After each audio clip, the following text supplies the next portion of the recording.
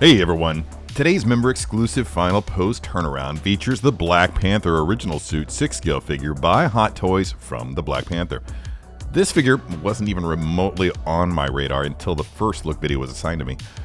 Not that I don't respect the character, or the actor, or the films.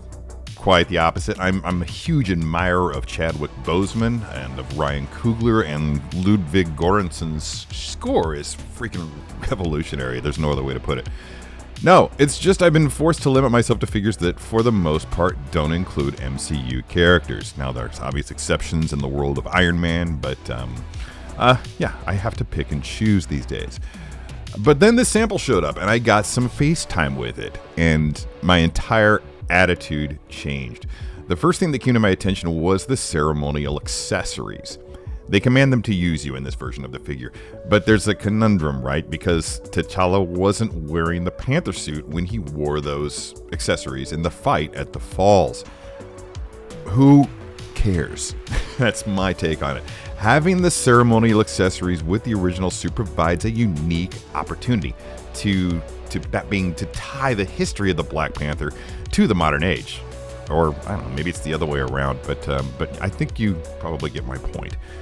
Anyway, I noticed almost immediately that the material in the suit has a different feel to it than earlier plastic skin suits from other figures.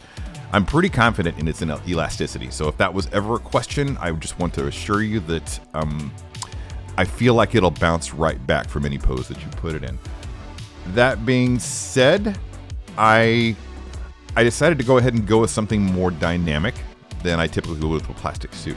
And while the Black Panther mask looks great, you know, it's silent, it's fearsome, what have you, the open mouth snarl of the ceremonial mask really brings up the impression of ferocity. Also, the legs on this figure, similarly to those on the die-cast Iron Man figures, they'll drop at the hip. This means to provide a range of motion in the legs, an increased range of motion in the legs, but also it helps to eliminate the bunched up wrinkles at the hip. That's more important in my estimation. Those wrinkles have always been a distraction for me because they don't look like the wrinkles of a fabric at that scale. They don't look natural.